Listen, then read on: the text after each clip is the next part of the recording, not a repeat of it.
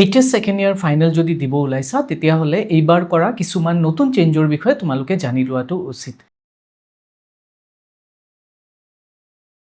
Hello everyone, my name is Vivash Gupta and you are watching Learn with Vivash. তো এই ভিডিওটোত আমি discuss কৰিম যে এইবাৰ এইচএস সেকেন্ড ইয়াৰত তোমালোকে যি এক্সাম দিব ওলাইছা সেই এক্সামত কি চেঞ্জেস কৰিছে ASSEB, that means Assam state school education board.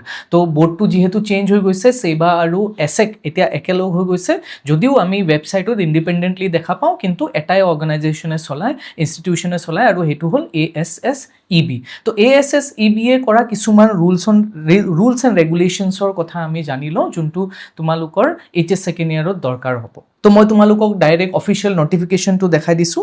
তো তোমালোকে এই নটিফিকেশ্যনটো যদি ভালকৈ পঢ়ি চোৱা, ডাউনলোড কৰি তোমালোকে পঢ়ি চাব পাৰা যে কি কৈছে, the senior secondary education class 11 and 12 shall comprise of 3 streams, arts, commerce, এইখিনি নালাগে বাৰু। স্কিল ছাবজেক্ট এড কৰা হৈছে, সেইখিনি তোমালোকে জানা। এইবাৰৰ পৰা স্কিল ছাবজেক্ট এটা কম্পালচৰি ল'বই লাগিব, তোমালোকে যেনেকৈ দিব লগা হৈছে। তাৰপিছত নেক্সট আমাৰ যোনটো এইচএস ফাইনেলৰ ৰুলছ এণ্ড ৰেগুলেশ্যন, মই ষ্ট্ৰেইট তোমালোকক সেইখিনি বুজাই দিওঁ, গোটেইখিনি বাৰু চাব দৰকাৰ নাই। তো এক্সামিনেশ্যন পাৰ্পছত তেওঁলোকে কি কৈছে চাবা। The result of the HS final examination will be determined on the basis of marks obtained in HS final examination only. তো এইচএছ ফাইনেল এক্সামিনেশ্যনত তোমালোকে যিখিনি মাৰ্কছ পাবা সেইখিনিৰ বেচিছতে তোমালোকৰ ফাইনেল এক্সামৰ ৰিজাল্টটো ওলাব।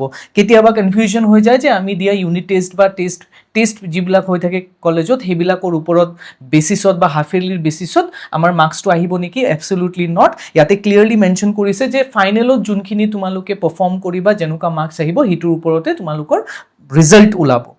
No credit of class 11 examination shall be counted towards the result of HS final examination. তো 11ৰ কোনো এটা ছাবজেক্টৰ বা 11ৰ কোনো ধৰণৰ ৰিজাল্টটো তোমালোকৰ HS ফাইনেলৰ লগত এড নহয়। বাট ইয়াতে এটা কথা মনত কৰাই দিওঁ, তোমালোকৰ যোনটো EVSৰ গ্ৰেড আছিলে, সেই গ্ৰেডটো কিন্তু তোমালোকৰ ফাৰ্ষ্ট ইয়াৰৰ গ্ৰেডটো ফাইনেলৰ পেপাৰতে আহিব, সেইটো আগৰ ৰুলছ আছিলে, সেইটো সেম থাকিব। Next, the HS final examination shall be held in the month of February to March. তো এক্সামৰ ডেটটো ইয়াতে অলৰেডি এনাউন্স কৰি দিছে, টাইম পিৰিয়ডটো যে ফেব্ৰুৱাৰীৰ পৰা মাৰ্চৰ ভিতৰত হ'ব। তো মোষ্ট প্ৰবেবলি তোমালোকেও ধৰি লোৱা 13 ফেব্ৰুৱাৰীৰ পৰা ষ্টাৰ্ট কৰি তোমালোকৰ ষ্টাৰ্ট হ'ব, 16 ফেব্ৰুৱাৰীৰ ভিতৰত তোমালোকৰ এক্সাম ষ্টাৰ্ট হৈ যাব, ঠিক আছে। আৰু শেষ হওঁতে হওঁতে মাৰ্চৰ ফাৰ্ষ্ট উইক বা ছেকেণ্ড উইকলৈকে গৈ পাব, ডিপেণ্ডিং অন কি ষ্ট্ৰীমছ তোমালোকে লৈছা। Next, ASSEB Division 2 will conduct repeat betterment and compartmental examination etc. maximum within 3 months after declaration of the HS final examination results in the year 2027. এইটো পইণ্ট বিৰাট important, খুব important এইটো point, যে এইবাৰৰ পৰা HS final result declare হোৱাৰ 3 মাহৰ ভিতৰত বোৰ্ডে বেটাৰমেণ্ট আৰু তোমাৰ কম্পাৰ্টমেণ্টেল এক্সাম কণ্ডাক্ট কৰিব। যদি কোনোবাই বেটাৰমেণ্ট দিব খুজিছা তেতিয়াহ'লে তোমালোকে 3 মাহৰ ভিতৰতে দিব লাগিব। আগতে কি আছিলে যে এবছৰ ৰখিব লগা হৈছিলে, নেক্সট বছৰটোত তোমালোকে বেটাৰমেণ্ট দিব চান্স পাইছিলা। বাট এইবাৰৰ পৰা কি কৰিছে যে 3 মাহৰ ভিতৰত যোনটো এক্সাম পাতিব সেই এক্সামতে তোমালোকে বেটাৰমেণ্টটো দিব পাৰিবা। প্লাছ যদি তোমালোকে মেক্সিমাম 3টা ছাবজেক্টত বেয়া হয় তেতিয়াহ'লে তোমালোকে কম্পাৰ্টমেণ্টেল পৰীক্ষাত এপিয়াৰ হ'ব পাৰিবা। আগতে কম্পাৰ্টমেণ্টেল পৰীক্ষা মেট্ৰিকুলেশ্যন এক্সামত আছিলে, বাট এইবাৰৰ পৰা মেট্ৰিকুলেশ্যন এক্সামৰ পৰা উঠাই HS ফাইনেল এক্সামৰ কাৰণে কম্পাৰ্টমেণ্টেল পৰীক্ষাটো কৰি দিছে। ডেট মিনছ তোমালোকে HS ফাইনেল দিয়াৰ পিছত যদি ইনকেছ 3টা ছাবজেক্টত, মিনিমাম 3টা ছাবজেক্ট, তাতকৈ বেছি হ'লে দিব নোৱাৰা, তো 3টা ছাবজেক্টত যদি তোমালোকে বিচাৰা তেতিয়াহ'লে কম্পাৰ্টমেণ্টেল দিব পাৰা, যদি 3টা ছাবজেক্টত তোমালোকৰ বেয়া হৈছে মাৰ্কছখিনি, ঠিক আছে। আৰু এই এক্সামটো কেতিয়া হ'ব? Within 3 months. ডেট মিনছ যদি তোমালোকে এজিউম কৰি লোৱা যে আমাৰ মে' মাহত যদি ৰিজাল্টটো দিব, তেতিয়াহ'লে মে', জুন, জুলাই মান্থত তোমালোকৰ এক্সাম হ'ব, ঠিক আছে। তাৰপিছত এইটো আছিলে ইম্পৰ্টেণ্ট পইণ্ট, মনত ৰাখিবা। তাৰপিছত unit test, half yearly, annual exam, revisionary test, এইবিলাক বাৰু তোমালোকে অলৰেডি গম পাইছা, ফাৰ্ষ্ট ইয়াৰত যেনেকৈ আছিলে তেনেকৈ হ'ব। তো ডিষ্ট্ৰিক্ট এক্সামিনেশ্যন কমিটিয়ে তোমালোকৰ 11 আৰু 12ৰ যিখিনি এক্সামছ আছে, ইউনিট টেষ্ট হওক বা হাফ ইয়াৰলি এক্সামছ হওক, তেওঁলোকে কণ্ডাক্ট কৰিব, ঠিক আছে।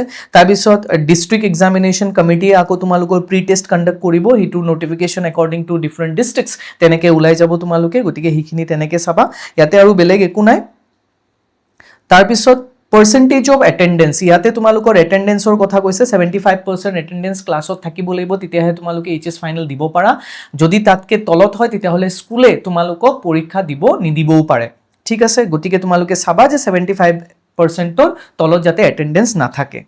Next scheme of study for 2 years 2+2 stage, এইটো তোমালোকে অলৰেডি গম পাইছা যে আমাৰ ছাবজেক্টছখিনি ABC তিনিটা কেটেগৰীত ডিভাইড কৰিছে। এতিয়া এইখিনি লাষ্টটো চাবা যে in addition to the 4 elective subjects a candidate shall have to compulsorily study environmental education in class 11ত এনভাইৰমেণ্টেল এডুকেশ্যন তোমালোকে পঢ়িব লগা হৈছে, দিব লগা হৈছে, এক্সামছ দিছা already, and general studies in class 12 for 50 marks, আৰু 12ত তোমালোকে জেনেৰেল ষ্টাডিজ পঢ়িব লাগিব, আৰু ইয়াতে টোটেল 50 মাৰ্কছ, ডেট মিনছ এইবাৰ তোমালোকে 7 ছাবজেক্টছত এক্সাম দিব লাগিব। এতিয়া এই এক্সামিনেশ্যনটো জেনেৰেল ষ্টাডিজৰ এইটো স্কুলে কণ্ডাক্ট কৰিব নে বৰ্ডৰ পৰা ফাইনেলৰ লগত হ'ব, এতিয়ালৈকে আমি গম পোৱা নাই, নটিফিকেশ্যনছ কোনো ওলোৱা নাই, বাট ইয়াৰ অলৰেডি বুক ওলাই গৈছে, তোমালোকে বুকখিনি পাৰচেজ কৰিব পাৰা।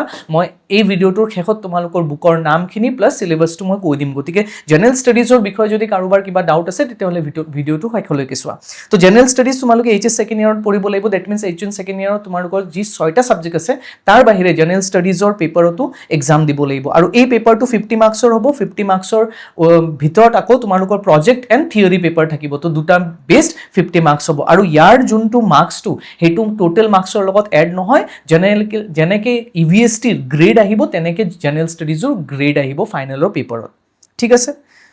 আৰু ইয়াতে the assessment of the subjects will be done internally institution where studying and the grade will be awarded. আচ্ছা, ইয়াতে কৈ দিছে যে ইনষ্টিটিউচনে একচুৱেলি তোমালোকক মাৰ্কছ দিব, ডেট মিনছ ইয়াৰ এক্সামিনেশ্যন ফাইনেলৰ এক্সামৰ লগত নহ'ব, এইটো ইনষ্টিটিউচনত পাতিব, তেওঁলোকে কলেজ বেচিছত কলেজবিলাকে নিজাকে পাতিব আৰু কলেজবিলাকে এইটো মাৰ্কছটো দিব, ঠিক আছে। গতিকে ইয়াতে ক্লিয়াৰলি কৈয়ে দিছে যে ফাইনেলৰ লগত ইয়াৰ এক্সামটো নহয়।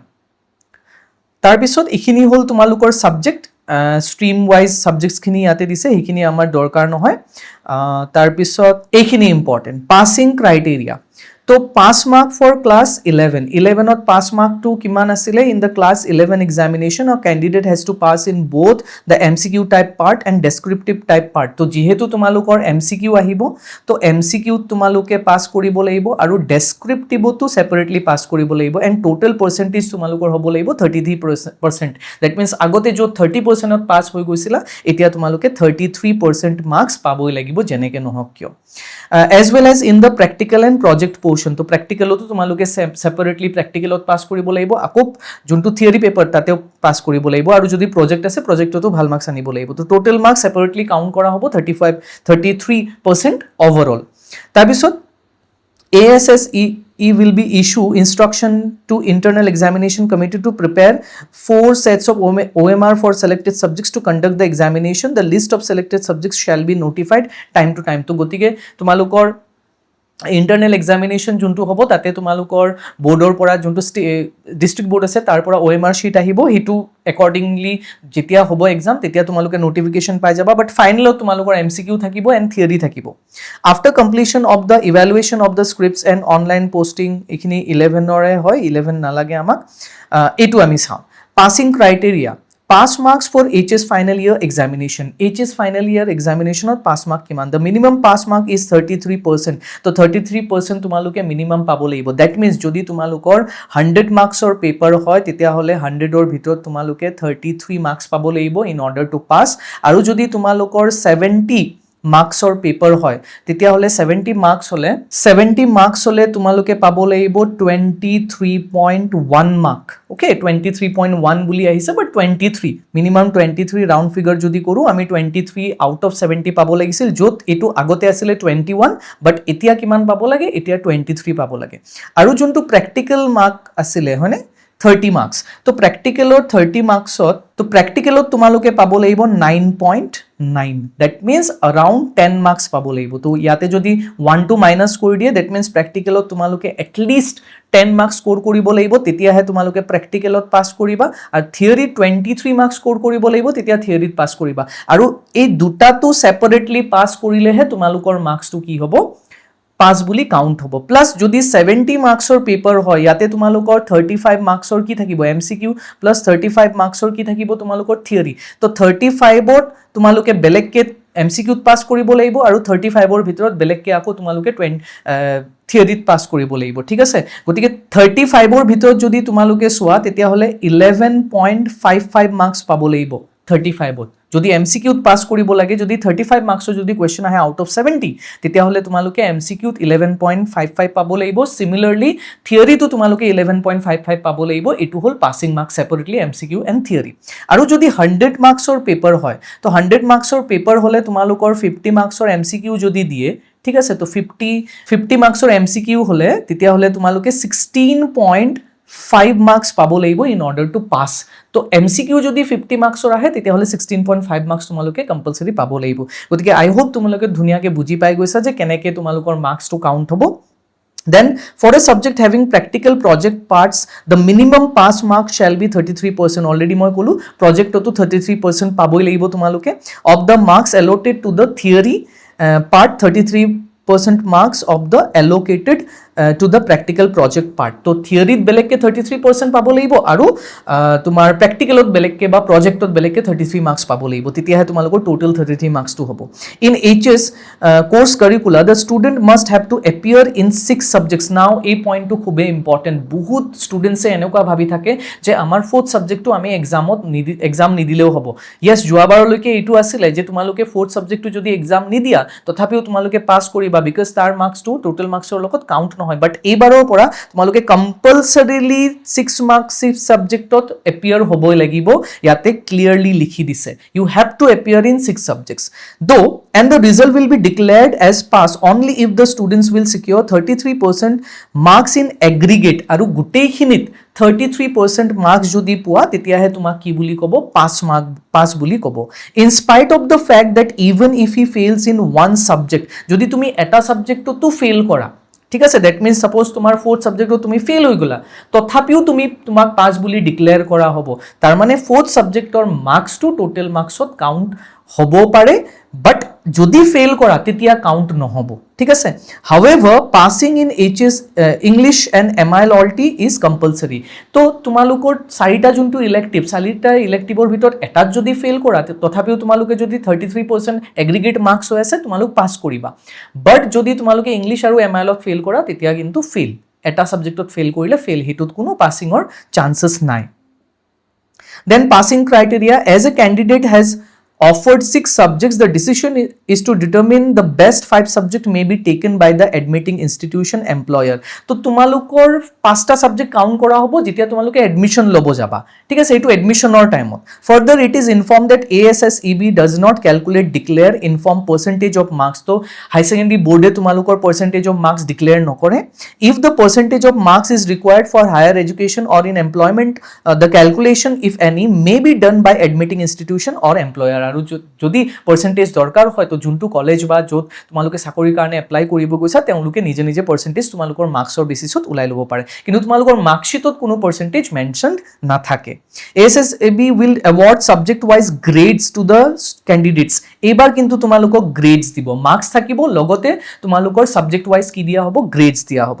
In class 11 from the academic year 2025 to 26, in class 12 final examination from academic year 26 to 27. তো তোমালোকৰ 25-26 ত তোমালোকে ফাইনেল দিছিলা ফাৰ্স্ট ইয়াৰ, তো ফাইনেল যদি দিছা তাতেও তোমালোকক গ্ৰেড দিয়া আছে। আৰু সিমিলারলি তোমালোকে 26-27 ব্যাচ হবা, দ্যাট মিনস 27ত ফাইনেল দিবা, তোমালোকৰো মাৰ্কশিটত গ্ৰেডস আহিব, যোনটো আগৰ বছৰত নাছিল। এবাৰ সাবজেক্টৰ কাষত গ্ৰেডস থাকিব, মাৰ্কসও থাকিব, গ্ৰেডসও থাকিব, along with the marks secured by them in each subject. আৰু লগতে গ্ৰেডসৰ লগতো মার্কসও থাকিব। The awarded grades with marks shall be reflected in the mark sheet cum certificate issued to the candidates of class 11-12 as mentioned above. তো যেনেকে তোমাক already mention কৰিছে তোমালোকৰ মাৰ্কশ্বিটত মাৰ্কসও থাকিব আৰু গ্ৰেডো থাকিব। In skill based subject, the ratio of practical and theoretical part will be 50-50. তো যদি তোমালোকৰ স্কিল সাবজেক্ট আছে, স্কিল সাবজেক্টত 50 মাৰ্কছৰ থিয়ৰি থাকিব, 50 মাৰ্কছৰ কি থাকিব, প্ৰেক্টিকেল থাকিব। তো যদি 50 মাৰ্কছৰ যদি থিয়ৰি এণ্ড প্ৰেক্টিকেল হয় তেতিয়াহ'লে তোমালোকৰ পাছ পাৰ্চেণ্টেজ 16.5 হ'ব, 16.5 হ'ব ইয়াতে, যে তোমালোকে থিয়ৰিত 16.5 পাব লাগিব প্লাছ প্ৰেক্টিকেলতো তোমালোকে 16.5 পাব লাগিব, টোটেল মাৰ্কছ ইমানখিনি। ওকে, তাৰপিছত বাকীখিনি বাৰু দৰকাৰ নাই, এইখিনি বেটাৰমেণ্টৰ অলৰেডি মই ক'লোঁ every year after the declaration of the HS final examination of regular candidates repeat betterment exam will be held and it will be kept in mind that they will not have lose academic year. তো আগতে কি হৈছিলে যে এটা academic ইয়াৰ নষ্ট হৈ গৈছিলে student এটাৰ যদি দুটা ছাবজেক্টত বেয়া হয়, এটা ছাবজেক্টত বেয়া হয় বা বেটাৰমেণ্ট দিব লগা থাকে, নেক্সট ইয়াৰ দিব লগা হৈছিলে। কিন্তু এইবাৰ একাডেমিক ইয়াৰটো লুজ কৰিব নালাগে, তোমালোকে 3 মাহৰ ভিতৰতে কি দিব পাৰা, বেটাৰমেণ্টটো দিব পাৰা। অ'কে, তো এইখিনি আছিলে তোমালোকৰ ইম্পৰ্টেণ্ট। বাকী তোমালোকৰ যিখিনি দৰকাৰী পইণ্ট আছিলে মই গোটেইখিনি কভাৰ কৰি দিলোঁ। ঠিক আছে, এতিয়া আহোঁ তোমালোকৰ জেনেৰেল ষ্টাডিজ ছাবজেক্টটো। তো জেনেৰেল ষ্টাডিজ ছাবজেক্টটো তোমালোকৰ বুকখন অলৰেডি পাব্লিছ হৈ গৈছে, দোকানত এভেইলেবল হৈছে, তোমালোকে দোকানৰ পৰা কিনি ল'বা। ঠিক আছে, এইখন হ'ব তোমালোকৰ জেনেৰেল ষ্টাডিজৰ বুক। এইখন বুক তোমালোকে দোকানৰ পৰা পাৰচেজ কৰি ল'বা। গতিকে এইটো বুক অলৰেডি এভেইলেবল হৈ গৈছে, কাউন্সিলৰ পৰা এইখিনি নটিফিকেশ্যন ওলাইছে আৰু একৰ্ডিংলি ডেট মই তোমালোকক শ্ব' কৰি আছোঁ। এতিয়া যদি তোমালোকক মই জেনেৰেল ষ্টাডিজৰ চিলেবাছটো দেখাই দিওঁ, বিকজ বহুতে নাজানা যে জেনেৰেল ষ্টাডিজত আমি কি পঢ়িব লাগে, গতিকে আহা তোমালোকক মই চিলেবাছটো দেখাই দি আছোঁ। এইটো তোমালোকৰ জেনেৰেল ষ্টাডিজৰ চিলেবাছ। এতিয়া ইয়াতে কি দিছে চোৱা,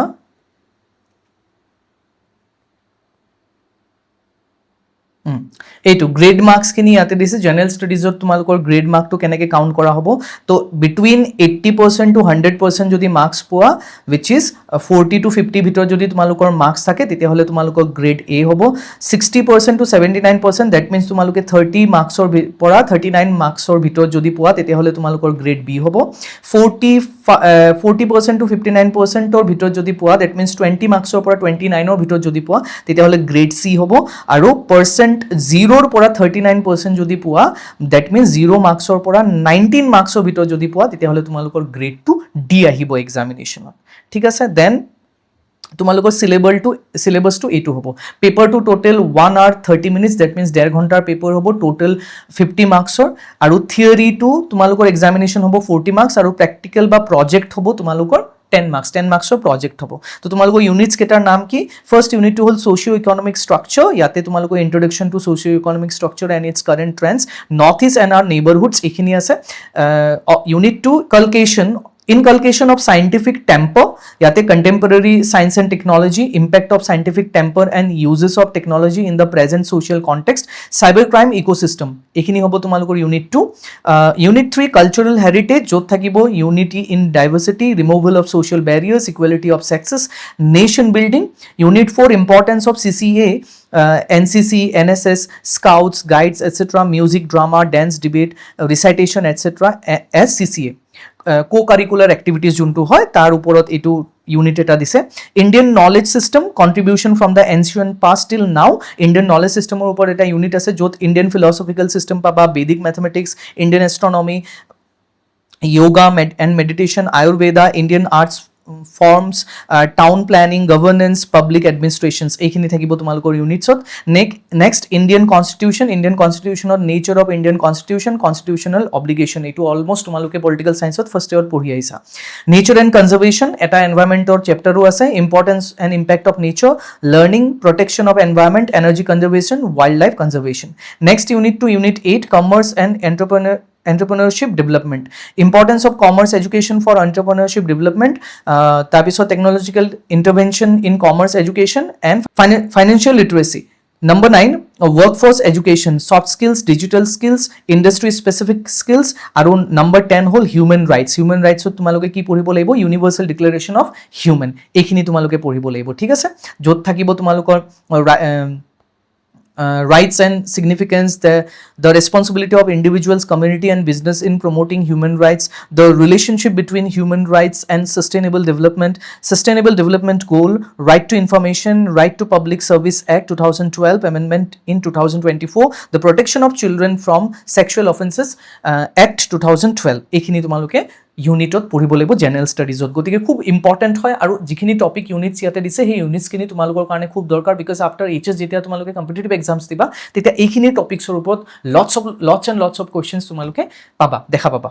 অ'কে, এতিয়া প্ৰজেক্ট ৱৰ্কটো কি হ'ব? প্ৰজেক্টৰ কাৰণে এইকেইটা তোমালোকক টপিক দিছে, যিকোনো এটা টপিকৰ ওপৰত তোমালোকে প্ৰজেক্ট ছিলেক্ট কৰি প্ৰজেক্ট কৰিব পাৰা। ঠিক আছে, সেইটো তোমালোকে স্কুলত বা কলেজত ইনফৰ্ম কৰি দিব। প্ৰজেক্টটো কেনেকৈ প্ৰিপেয়াৰ কৰিব লাগে ইয়াতে তোমালোকক দিছে ধুনীয়াকৈ। তো এইখিনি আছিলে তোমালোকৰ প্ৰজেক্টছ ৱৰ্ডছ। গতিকে মই যিখিনি ইম্পৰ্টেণ্ট নটিফিকেশ্যনছ আছিলে তোমালোকক ৰিগাৰ্ডিং এইচ ফাইনেল মই গোটেইখিনি ইয়াতে দি দিলোঁ। কিবা যদি তোমালোকৰ ডাউটছ আছে তেতিয়াহ'লে কমেণ্ট বক্সত মোক জনাবা, মই তোমালোকৰ এনচাৰ্ছখিনি দি দিম। গতিকে ভালকৈ পঢ়া, বেছি সময় নাই আৰু এইবাৰ তোমালোকৰ কাৰণে এইকাৰণে টাফ হ'ব বিকজ তোমালোকৰ মোষ্ট অফ দ্য ছাবজেক্টছত MCQ আছে প্লাছ থিয়ৰী আছে। গতিকে MCQs কেনেকুৱা টাইপৰ আহিব কোনেও নাজানে, ফাৰ্ষ্ট টাইমৰ কাৰণে তোমালোকে এক্সাম দিব গৈ আছা। গতিকে ভালকৈ থৰলি তোমালোকে টেক্সট বুকখিনি পঢ়া, টাইম লছ নকৰিবা, খুব ধুনীয়াকৈ পঢ়ি যোৱা আৰু ভালকৈ প্ৰিপেয়াৰ। চ' মই এই চেনেলত তোমালোকক অল্টাৰনেট ইংলিছৰ প্ৰিপেৰেশ্যনৰ ভিডিঅ'ছবিলাক লৈ আহিম। গতিকে সেইবিলাক তোমালোকে পাই থাকিবৰ কাৰণে চেনেলটো ছাবস্ক্ৰাইব কৰি দিয়া আৰু যদি ভিডিঅ'টো ভাল লাগিছে তেতিয়াহ'লে লাইক আৰু শ্বেয়াৰ কৰি দিয়া। Thank you very much for ৱাচিং মাই ভিডিঅ'।